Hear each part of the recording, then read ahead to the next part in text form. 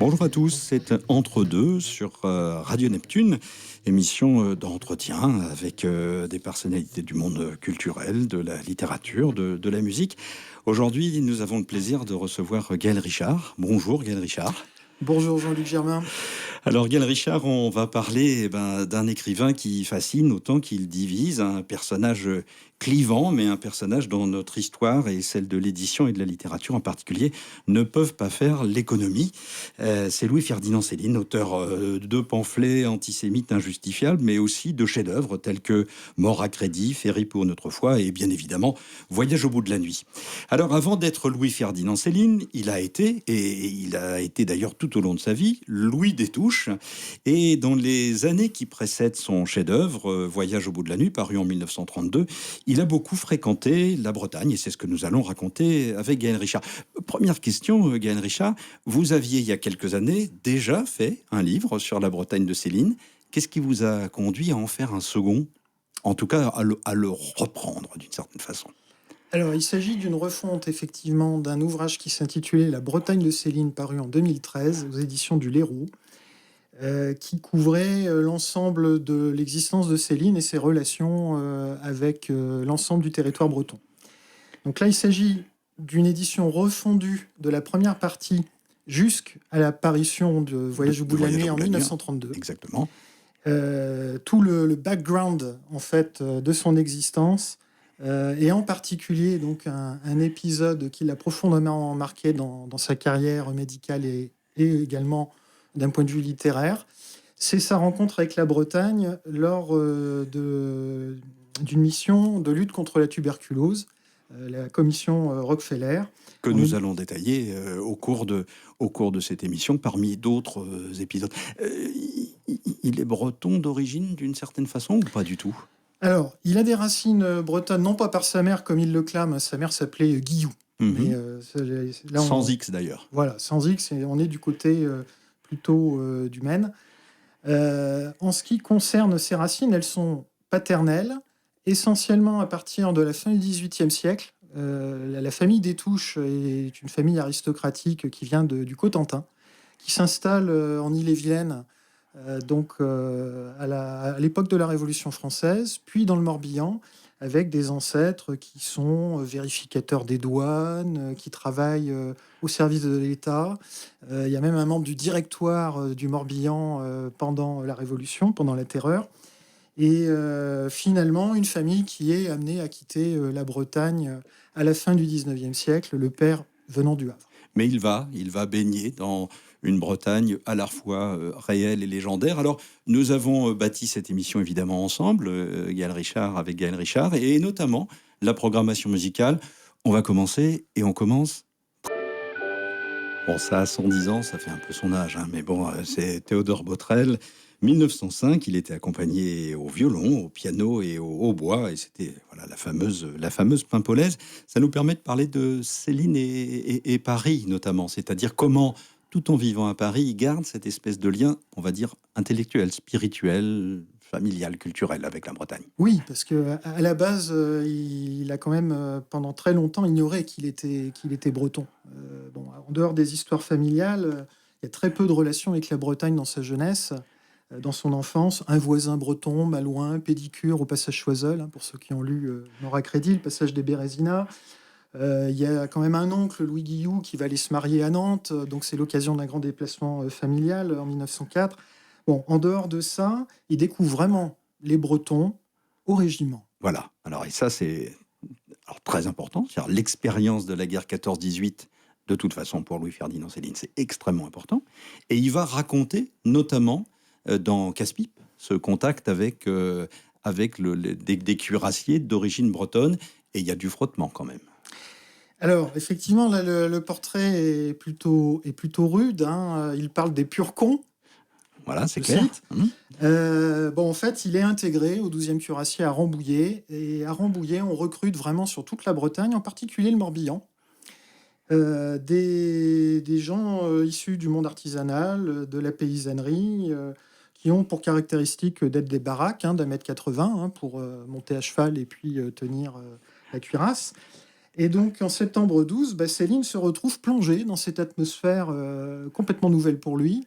D'abord, bon, c'est cet élément un peu rural et populaire, bon, qui finalement il appréhende peu, puisque lui c'est Paris, hein. Et puis d'autre part, des gens qui parlent à peine le français.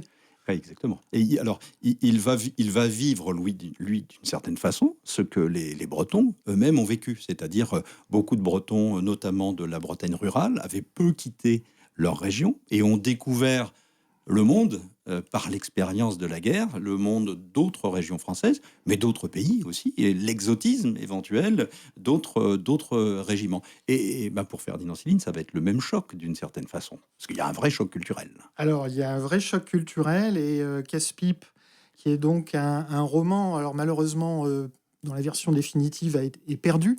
Nous n'en connaissons que des fragments. De son vivant, il n'en a publié qu'une petite partie.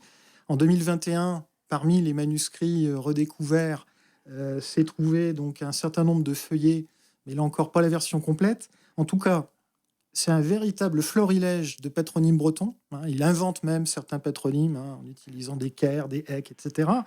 Mais également, il décrit, il transpose certains camarades de régiment, notamment un certain Yvon Kersuzan, qui vient du côté de Sarzeau, qui a été intégré 2 jours avant lui dans son régiment, et il va en faire un des personnages principaux qu'on retrouve dans Casse-Pipe, mais également dans un autre inédit qui a été nommé Guerre. Ce personnage, il est décédé à côté de Céline, blessée dans la boue.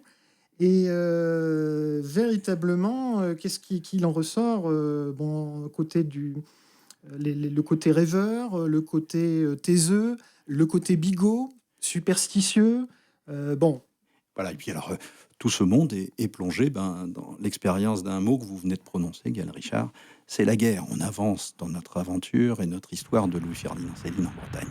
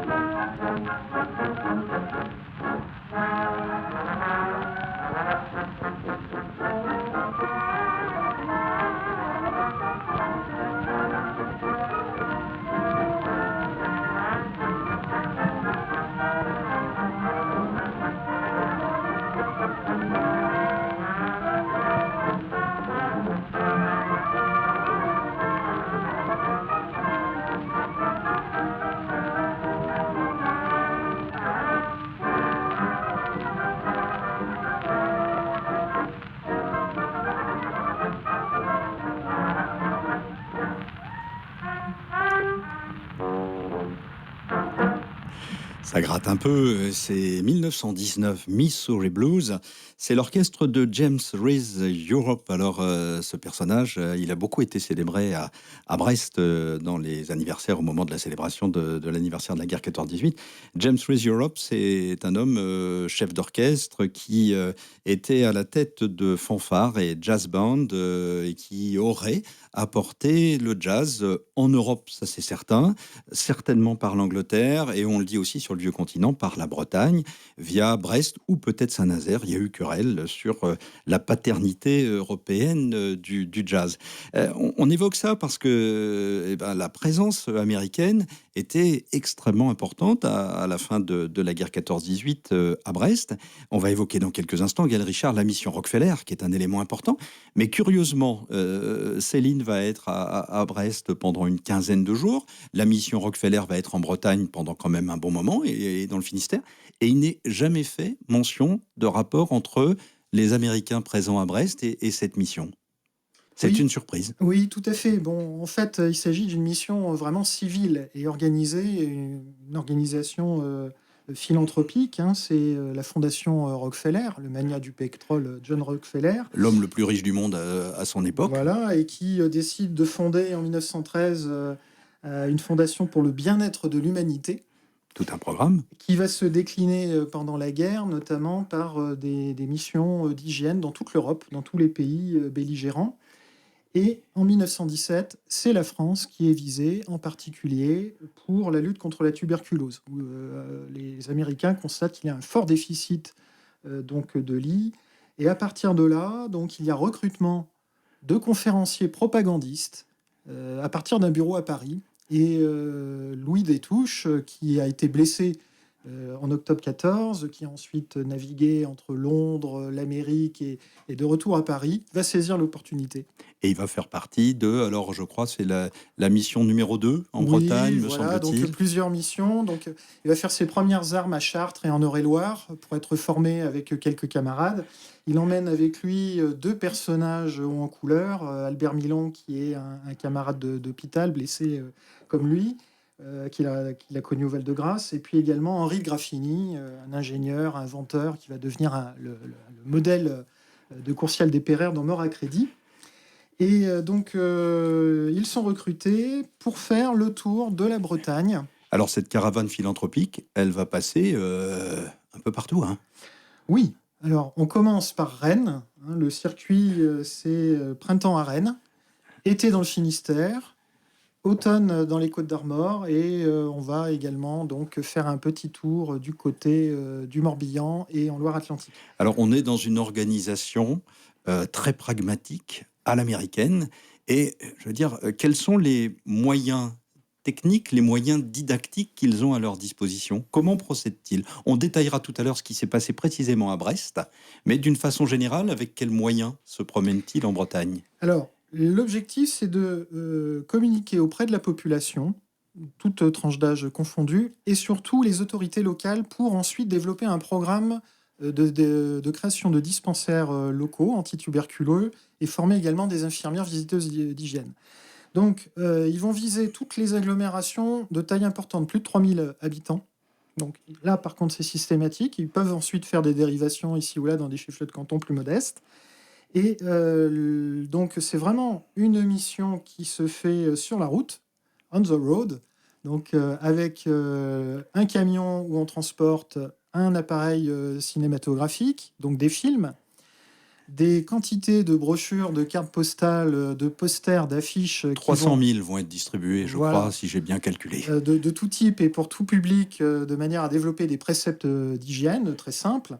Donc, bien sûr, en français, hein, et illustrés à l'attention des enfants.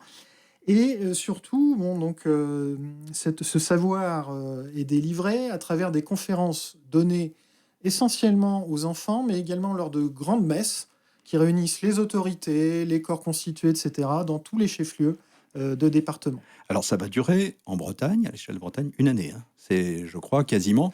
Ça va connaître un retentissement considérable parce que c'est médiatisé. La presse locale en parle énormément. Et puis, c'est lié aussi au talent des conférenciers. Et je crois que Louis Détouche est un excellent conférencier qui va marquer les esprits. Il s'illustre dès la première conférence à Rennes en mars 18. La presse relève son éloquence, sa prestance. Bon, c'est un jeune homme fringant, dynamique. Bon, il a un peu plus de bagou parce que les débuts ont été très durs en Eure-et-Loire. Il le dit lui-même. J'avais pas l'habitude de parler en public. Et puis, au fur et à mesure, il y prend goût et il développe même des méthodes pédagogiques très innovantes pour capter l'attention de son jeune public en les faisant crier, chanter, puis ensuite les concentrant. Bon, c'est une expérience fondamentale. Et la presse, effectivement, rend compte, étape par étape, de ces rencontres. Alors, on peut juste rapidement décrire peut-être le Louis Destouches de cette époque-là. Il faut bien dire qu'il a une certaine allure. Hein. Je veux dire, c'est un bel homme qui a de la prestance et qui en impose. Oui, alors le cuirassier est toujours là, hein, même blessé hein, au bras droit pendant la guerre. Bon, c'est un homme qui a 24 ans, hein, donc tout l'avenir devant lui, je dirais, qui n'est pas encore très fixé non plus sur sa destinée professionnelle. Hein. Ses parents voulaient en faire un acheteur pour les grands magasins. Bon, lui, il s'est détourné de ses carrières commerciales. Et la mission Rockefeller va être également, à travers la mission d'hygiène, la découverte de la médecine et également, peut-être, de la littérature.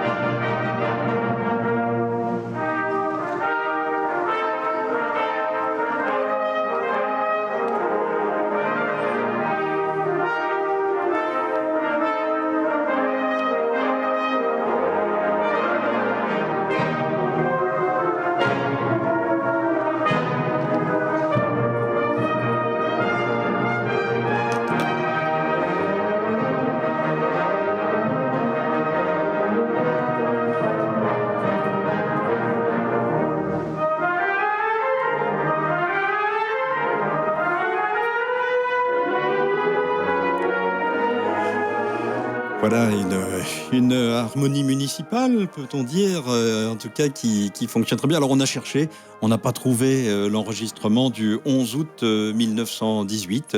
Ça s'est probablement perdu dans les archives. Alors ce soir-là, rapporte la presse, le 12 août, la musique des équipages de la flotte, dirigée par son chef, Monsieur Faricool, prêtait concours, comme toujours, fut fort appréciée. La soirée musicale, alors il y avait Henri Simon, baryton du théâtre de la Gaîté Lyrique de Paris, accompagné au piano par Mademoiselle Georgette Simon, lauréate du du Conservatoire de Paris. On avait vu venir quand même des gens de l'extérieur. Et ils avaient alors notamment interprété des passages de Patrie, des Huguenots et des Noces de Figaro. C'est pour ça qu'on a choisi cet extrait. Alors ça, c'était le grand moment, un peu officiel. Louis-Ferdinand Céline, Louis Destouches, que nous évoquons dans ces années bretonnes, donc d'avant 1932. Qu'est-ce qu'il va faire à Brest? Alors, la commission donc, de lutte contre la tuberculose débarque dans le Finistère au cours de l'été et commence par Quimper, le chef-lieu, toujours. Fait un petit circuit du côté de Saint-Paul-de-Léon, va même faire une incursion en direction de l'île de Saint. Bon, il y a véritablement là des découvertes importantes pour Céline à ce moment-là. Il débarque, je dirais, à Brest avec l'ambition de transmettre la bonne parole hygiéniste à un maximum d'enfants, visiter un maximum d'écoles dans un temps record, à peu près en une semaine, grosso modo. Alors ils passent d'abord à Lambé, ils vont faire un petit peu le tour jusqu'au Pilier Rouge de la banlieue. Il y a aussi un lieu, je crois, qui s'appelle la salle de la Bourse du commerce, et qui accueille aussi des groupes. Je crois qu'à un moment, ils accueillent des enfants de recouvrance. À d'autres moments, ils vont aussi se déplacer du côté de la place Guérin, du côté de la place Sanquer. Enfin bon, c'est très précis. Ils essaient de quadriller la ville. Voilà. Et donc l'événement, le clou, c'est effectivement la soirée du 11 où donc le député maire Ernest Hervago, socialiste, qui a beaucoup œuvré pour développer la boucherie, l'épicerie, le restaurant municipal pendant la guerre, également, qui est intervenu auprès des classes populaires, donc va accueillir la mission avec son chef, qui se déplace quand même à Brest, le Livingston Farrant, le chef national de la mission, va faire le déplacement. Et le soir, Louis Destouches va être amené là aussi à officier, à ressortir la même conférence, celle qui a été faite à Rennes, à Saint-Brieuc, mais toujours dans cet esprit d'essayer de captiver ces auditoires. Alors on imagine, c'est pas mentionné dans la presse, ni dans le Cri du Peuple, ni dans la Dépêche, qu'il a dû faire aussi un tour dans le monde ouvrier, de l'Arsenal, chez les marins également. Donc là, ça n'est pas mentionné pour Brest explicitement, et effectivement, il va faire un tour du côté de la place Guérin, Sanquer, Rumonge, il va faire toutes les écoles. Alors, Gaël Richard, ce sujet de la venue de Brest dans le cadre de la mission Rockefeller n'était pas totalement inconnu des lecteurs curieux. Il y avait notamment Yves Paillet, grand connaisseur de l'œuvre de Céline, qui avait consacré dans les Cahiers de l'Iroise un texte à ce sujet.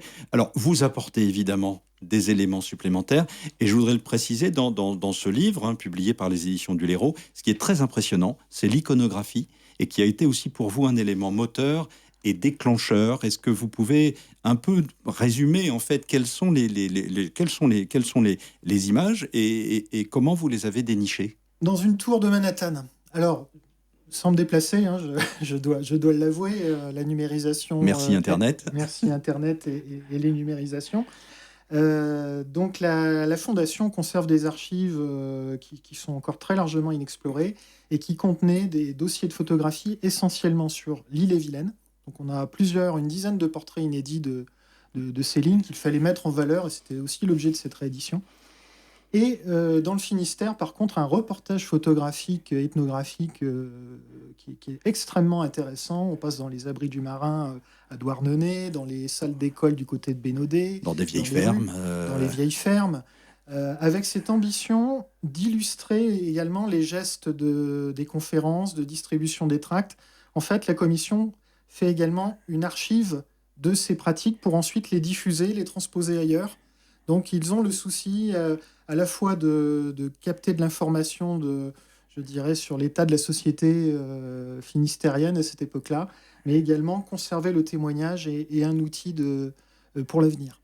Yael Richard, est-ce qu'on peut dire que cette expérience durable au sein de la mission Rockefeller a été peut-être le déclencheur de ce qui va démarrer, c'est-à-dire, on va dire, la vocation ou la carrière médicale de Céline? Alors, à l'évidence, il prend vraiment goût à la propagande Euh, bon, les préceptes d'hygiène sociale qu'il va développer vont beaucoup l'influencer dans ses orientations et dans sa future carrière médicale. Mais en fait, c'est bien la rencontre avec un homme et une femme à Rennes en mars 1918 qui va vraiment décider de son destin professionnel.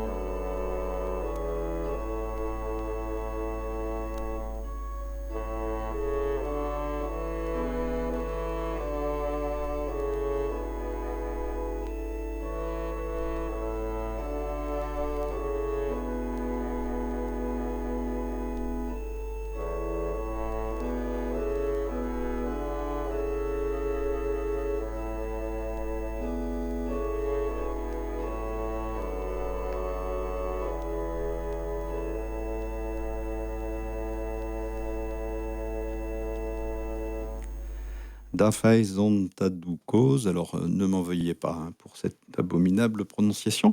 C'est un trésor que nous a apporté Gaël Richard. C'est l'ensemble choral du Léon. C'est un enregistrement fait à Morlaix en 1980. C'est un cantique traditionnel de mariage. Alors, oui, parce qu'effectivement, il va se marier en Bretagne. Et pas avec n'importe qui. Ça va l'ouvrir sur tout un univers qu'il ne connaissait pas. Alors cet univers, pourquoi un cantique Léonard justement parce que Céline va rencontrer à Rennes le docteur Follet, qui est à cette époque-là professeur à l'école de médecine et qui patronne toute l'organisation antituberculeuse du département. Follet le prend véritablement... On est en Ille-et-Vilaine quand on dit département. En Ille-et-Vilaine en mars 18, le prend sous sa coupe, l'invite chez lui, et là, rencontre avec sa fille, Edith. Donc là, une histoire se prend place au cours de l'été. Alors, Céline fait tout le tour de la Bretagne en attendant, mais ils se revoient. Et tout cela se conclut en août 1919, après la fin de la mission, par un mariage qui est célébré à Quintin, chez Mathilde de la Porte.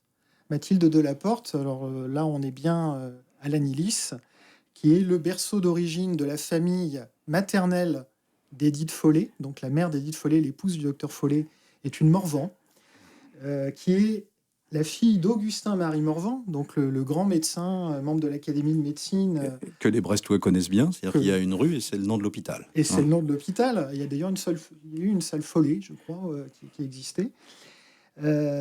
Follet lui-même est originaire de Quimper, une famille d'aliénistes sur Quimper avant de s'installer à Rennes.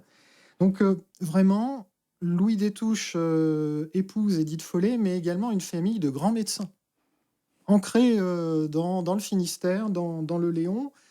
Et il s'installe littéralement, donc quai Richemont, au bord de la Vilaine, chez le docteur Follet. Et il va, à partir de ce moment-là, entrer donc dans le cycle des études de médecine. C'est ça, c'est Athanas Follet, donc il va mettre le pied à l'étrier d'une certaine façon. Il va l'aider. Il va y avoir une préférence ou pas? Enfin, on ne sait pas. Il fait vraiment toutes ses études. Il n'y a pas on va dire, de passe-droit ou de quoi que ce soit. Alors, il y a un passe-droit, mais qui est inscrit dans la législation. Quand on est ancien combattant, on bénéficie d'une remise de 2 années sur 4 pour la première partie des études de médecine. Alors, auparavant, il faut quand même avoir le baccalauréat. Donc, Céline passe le bac à Bordeaux, parce qu'il va faire aussi quelques conférences à Bordeaux pour la Rockefeller. Une fois qu'il a le bac en poche, le programme, c'est le certificat physique, chimique et sciences naturelles à la faculté des sciences de Rennes. Il l'obtient en mars 1920. Il hésite à partir de ce moment-là entre une carrière de biologiste. Il va faire des recherches, des expérimentations. Il aura même droit à une publication à l'Académie des sciences, patronnée par le professeur Perrier. Parce qu'il va passer par un endroit géographique important, c'est Roscoff. Oui, la station biologique et marine de Roscoff, où il est accueilli et où il va plusieurs étés donc séjourner, travailler, faire des recherches sur des petits animaux marins. J'en avais noté le nom, mais le nom scientifique, je le retrouverai peut-être. Mais ça va être... Alors, c'est un élément important parce que ça coïncide. Là, on est au début des années 20, me semble-t-il. Oui, 1920-21. Et ce sont les premières publications de Louis Destouches. Et on sait que ces publications, je veux dire, scientifiques et plus tard médicales, vont jouer un rôle très très important jusqu'à l'écriture de sa thèse. Oui. Donc en fait, à travers ces premières expérimentations, ces premières notes, il y a un travail d'écriture. Alors, c'est aussi un grand épistolier. Je pense qu'on ne l'a pas mentionné jusqu'à présent, mais en tant qu'épistolier, il a aussi écrit des poèmes de jeunesse, des choses comme ça. Mais il prend vraiment conscience de son intérêt pour l'écriture, puis pour la littérature, à travers les écrits scientifiques et médicaux, et notamment sa thèse consacrée à Philipp Ignaz Semmelweis.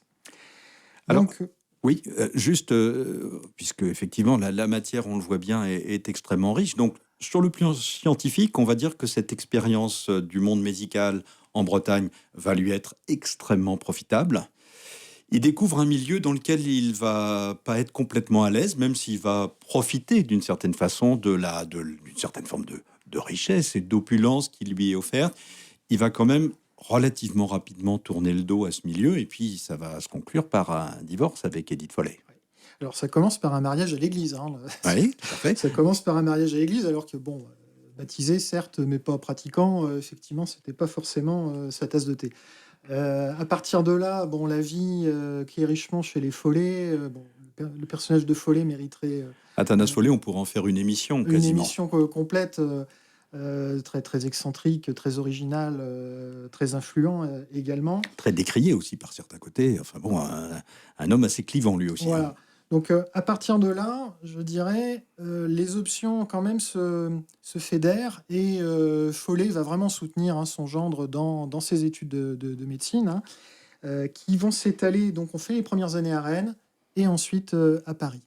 Alors ce qui nous amène quand même, on peut l'évoquer maintenant, à une distension du couple. À partir de novembre 22, Céline fait son internat à Paris. Il est loin de Rennes, même si Édith vient à Paris. Ils ont un enfant quand même. Ils ont un enfant entre-temps, 1920, Colette. On voit bien que ce tour-là va véritablement quand même progressivement les séparer. Et en fait, juste après la soutenance de sa thèse en 1924, Céline va s'orienter vers une autre carrière et d'autres horizons. Et la Bretagne concrète dans laquelle il avait vécu va prendre peut-être une autre dimension chez lui. C'est une dimension beaucoup plus intellectuelle.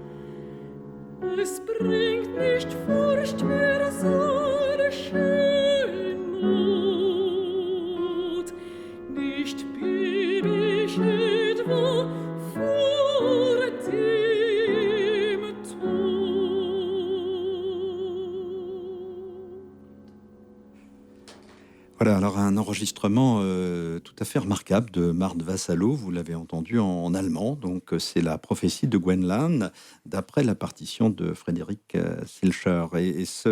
Cet enregistrement avait eu lieu dans le cadre d'un colloque consacré à Théodore Herzard de la Ville-Marquée en 2016. Et vous pouvez trouver ce CD dans un livre qui s'appelle Au-delà du Barzaz-Breizh, Théodore Herzard de la Ville-Marquée.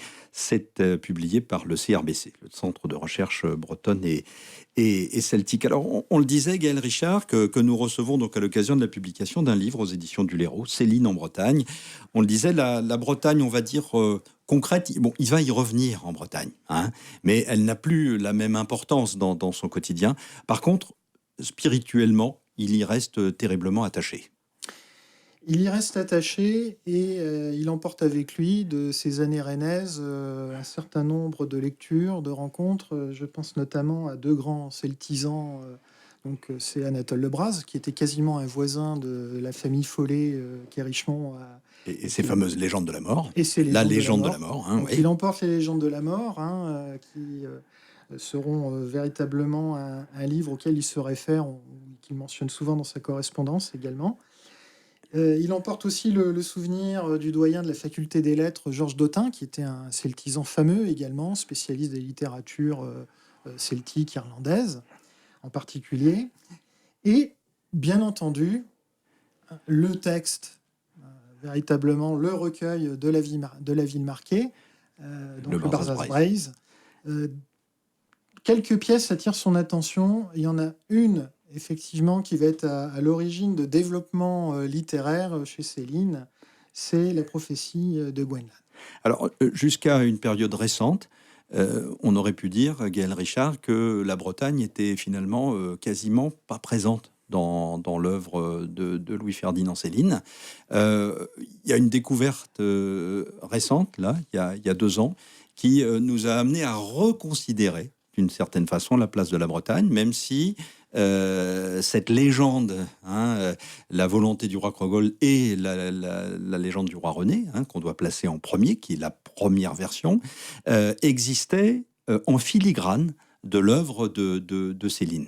Et lors de la découverte des inédits, on a découvert 2 textes, qui étaient 2 textes totalement inédits, où là, la Bretagne, ou en tout cas une atmosphère celtique, bretonne très forte, sont là, très présents. Oui, alors c'est particulièrement prégnant dans La légende du roi René, qui est un texte vraisemblablement écrit entre Voyage et bout de la nuit, 1933. Il y a une première version là, de cette légende qui est très ancrée dans Rennes, au point de citer effectivement des lieux emblématiques, la porte Mordelaise, le Parlement. Bon, bien sûr, la Vilaine, hein, qui est aussi un des acteurs de cette légende. Alors, un Rennes moyenâgeux, hein, puisque... Alors, un Rennes d'un Moyen-Âge un peu sans âge, c'est-à-dire qu'on a un mélange, là, Céline n'est pas un historien, on a un mélange d'éléments, je dirais, du haut Moyen-Âge jusqu'au XVIIIe siècle. Hein. C'est un véritable fouillis, mais tout cela tient, hein, et bien centré sur cette expérience et cette connaissance de Rennes et également de Vitré. Alors cette légende du roi René, elle va devenir au fil des ans un 2e texte qui est la volonté du roi Crogold, qui est alors beaucoup plus écrit, et qui est d'ailleurs extrêmement intéressant, parce qu'on a un peu la chrysalide et le papillon, d'une certaine façon. Et Le Roi Krogold est un texte beaucoup plus élaboré, qui reprend certains éléments et qui en invente d'autres. Alors là, on est dans une légende effectivement un peu plus nordique et celtique, mais où toutes les références vraiment à Rennes sont quand même édulcorées, même s'il en reste quelques-unes. On voit bien que c'est plus l'enjeu. Et c'est dans ce texte en particulier qui est fragmentaire, hein. C'est un morceau de manuscrit, en gros rédigé entre 39 et 40, qui nous est revenu miraculeusement, hein, de cette fameuse malle en 2021 et qui a été publié par Gallimard. Et on y trouve en particulier une séquence explicite, hein, sur le barde Gwenllan, qui est, alors Céline le transpose, dans un cul de basse-fosse Au fond de son cachot. au fond de son cachot, le barde aux yeux crevés, qui engueule son geôlier, qui engueule le bourreau, l'évêque. Donc là, c'est la veine vraiment païenne qui passe à travers cette écriture particulièrement travaillée. On est aussi, après l'époque des pamphlets, hein, il y a quand même aussi une évolution, hein, des stylistiques de Céline qui est très marquée dans Le Roi Krogold. Et ça, c'est une vraie découverte. Près de la symphonie Ouessant, qui est, je crois, la deuxième symphonie composée sur 8 par Charles Tournemire. Ouessant, on a parlé tout à l'heure de l'île de Sein, mais Ouessant probablement fascinait beaucoup plus Louis-Ferdinand Céline, Gaël Richard. Et pour quelle raison? Alors, Ouessant, probable étape, hein, de la commission Rockefeller. Je n'ai malheureusement pas trouvé la preuve. Ils ont été à Saint, ils ont dû aller à Ouessant. Céline, D'autant qu'ils ils sont venus au Conquet. alors, avec, ils sont venus au Conquet avec une danseuse américaine, Elizabeth Craig, hein, qui était son grand amour des années de rédaction de Voyage au bout de la nuit. Et on a un deuxième également séjour à Ouessant qui a attesté vraisemblablement autour de 1936-38 avec Lucette Almanzor. Donc, Alors, il y a de l'anecdote. Il a vraiment failli s'installer à la Pointe du Finistère. Il a envisagé un moment d'acheter une maison au Conquet. oui, tout à fait. Mais il y a aussi une raison, on va dire, symbolique. C'est-à-dire qu'il a été fasciné aussi par ce qu'il a pu lire de Ouessant. Et il y a en particulier un texte qui, pour lui, est extrêmement fondateur et qui le fascinait. C'est le texte de Bernard Kellermann, Oui. La mer. Das Meer, La mer, qui est traduit et publié en 1924 en français. Bon, Kellermann, hein, c'est à lui tout seul un sujet. Et, donc c'est un ami de Céline qui est de peintre décorateur, originaire de Rétier en Ille-et-Vilaine, qui s'appelle Henri Mahé, qui va un petit peu l'initier à la littérature bretonne, aussi chansons de marin, et il lui met entre les mains donc Kellermann. Alors Kellermann, c'est un peu particulier, hein, c'est un séjour en 1907 donc de cet écrivain, et un séjour de quelques mois, et un roman exceptionnel où vraiment il a su saisir toute l'ambiance de l'île. Disons-le aux lecteurs, ils peuvent le trouver, ce roman, parce qu'il a été publié par l'éditeur quimpérois La Digitale. Donc, et ce livre est toujours disponible. Et Céline le portait très haut, hein, dans la littérature, hein. C'était vraiment un choc littéraire, on peut le dire. Est-ce qu'on peut dire, Gaël Richard, que dans ce livre, il y a un élément très important qui est l'élément aquatique et l'eau, notamment la présence de la mer, etc., qui est quelque chose qu'on va retrouver dans presque tous les livres de Céline. Oui, alors c'est un concentré de Bretagne, hein, quand même, hein, déjà. L'eau, c'est aussi la tempête. Bon, l'intrigue, hein, de la mer, hein, c'est véritablement ancré là-dessus. C'est l'attractivité, le tropisme de tout ce qui est maritime, marin, dans l'œuvre de Céline. Embrasse l'ensemble, hein, des textes, hein, jusqu'à la fin. Hein, Jusqu'à la fin. jusqu'au Styx, hein, jusqu'à la fameuse péniche, la publique, le passage de Caron. Enfin, bon, Oui, il a toujours utilisé, que ce soit le fleuve, que ce soit la mer, que ce soit une rivière. Alors, est-ce qu'il est exact qu'il a même écrit un texte qui pourrait se situer sur une île qui serait Ouessant? alors, explicitement, il a voulu intituler ce texte Ouessant. Il s'agit d'un scénario de film. Il a essayé donc de faire monter par Jacques Deval, en plaçant notamment son amie Marie-Belle, dans un scénario qui s'est finalement intitulé, qui était publié comme une nouvelle, qui s'appelle Secret dans l'île, et qui est en fait en lien direct avec La mer de Kellermann, dont il reprend des personnages, certaines certains événements qu'il transpose à sa manière. Bon, véritablement, il y a vraiment une source d'inspiration à travers ce roman de Kellerman, la visite d'Ouessant et cet intérêt de Céline pour le maritime et la Bretagne. Gaël Richard, vous nous avez porté un document qui évoque aussi, d'une certaine façon, le monde maritime, on va dire à sa façon, qui nous permet d'entendre la voix de Louis-Ferdinand Céline, et vous nous direz après quelque chose sur cette chanson qui s'appelle « À nœud coulant ».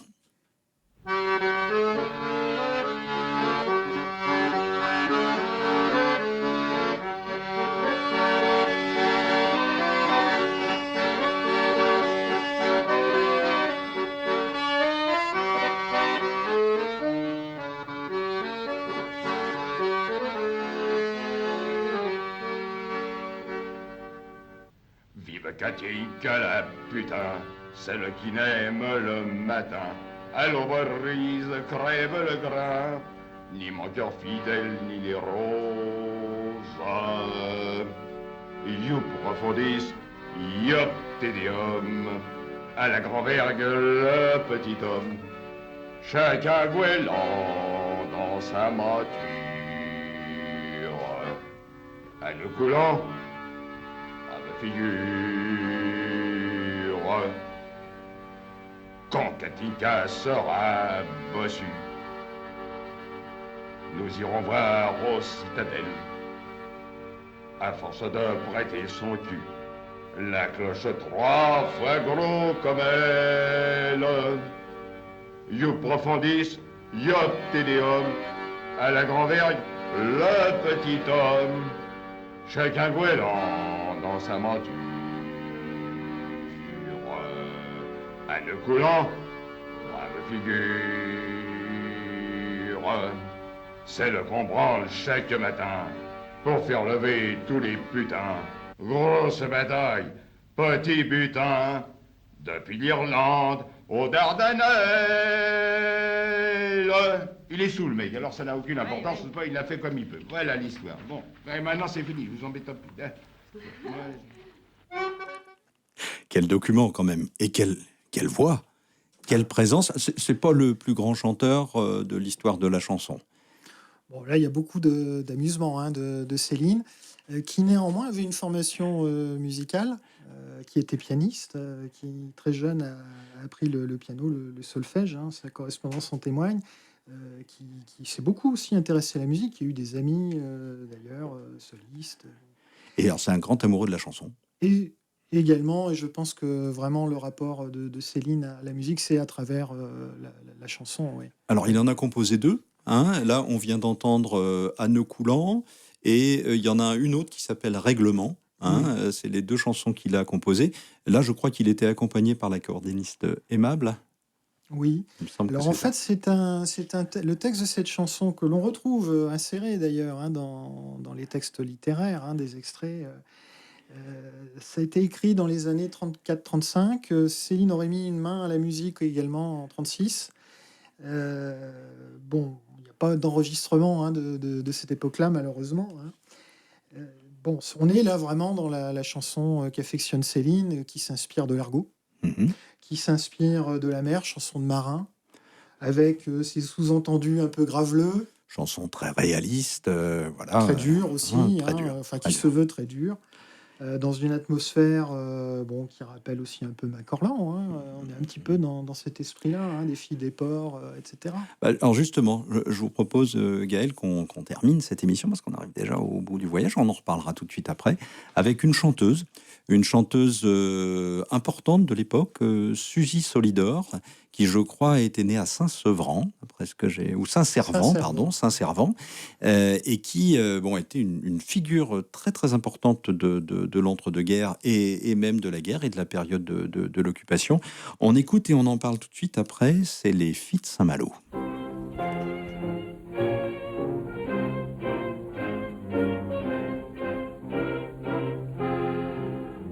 Lorsque les marins bretons s'en vont le vent dans les voiles, ils chantent tous aux étoiles, et gaiement cette chanson, les filles de Saint-Malo ont les yeux couleur de l'eau. Quand on se penche sur elles, on voit les lointaines mers qui mirent dans leurs prunelles leurs flots mouvants bleus ouverts. Les filles de Saint-Malo ont les yeux couleur de l'eau. En revenant des Antilles, on rêve des pays chauds et de ces superbes filles à la brune et douce peau.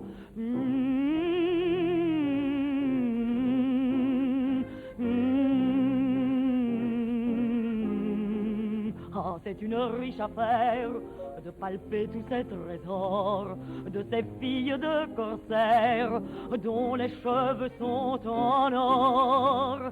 Les filles de Saint-Malo ont les yeux couleur de l'eau. Qu'elles soient veuves, pucelles, dans les lits clos sans dire on chavire au bras des belles, comme au temps du grand surcoup. Les filles de Saint-Malo ont les yeux couleur de l'eau. On est vidé jusqu'au cal, mais laissé de souvenirs. Puis à la prochaine escale, on jure de revenir. Aux filles de Saint-Malo dont on va rêver sur l'eau.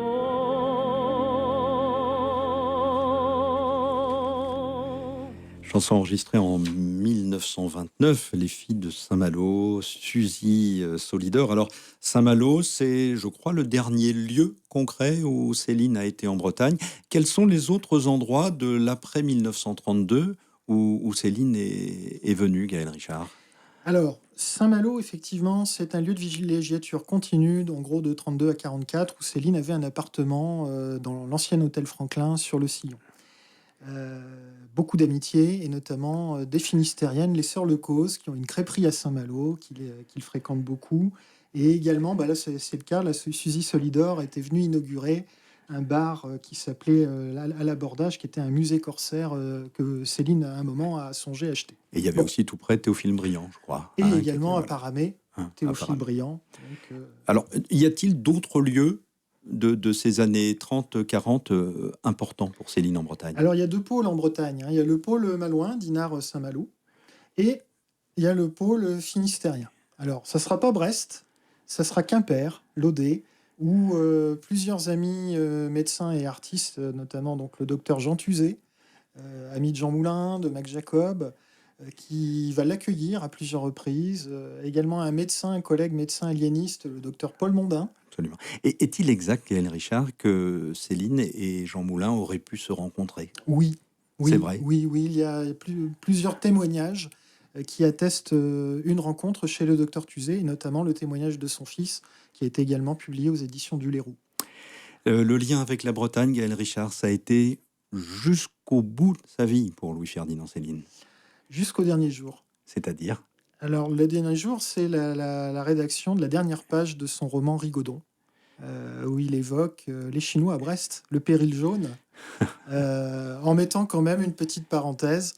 Avant d'arriver à Brest, il faudra quand même passer par Épernay, Reims et Cognac, et il risque d'être bien sous le péril jaune.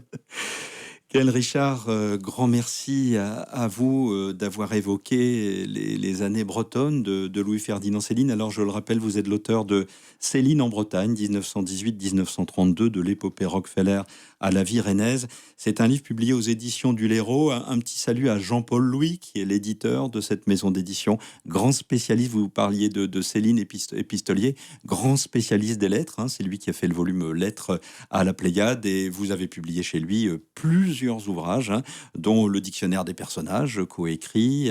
Et bon, vous pourrez trouver de nombreuses informations passionnantes sur Louis-Ferdinand Céline, et sans d'ailleurs qu'on y élude aucun des problèmes liés à cet auteur. Merci infiniment, Gaël Richard. Et merci à Radio Neptune.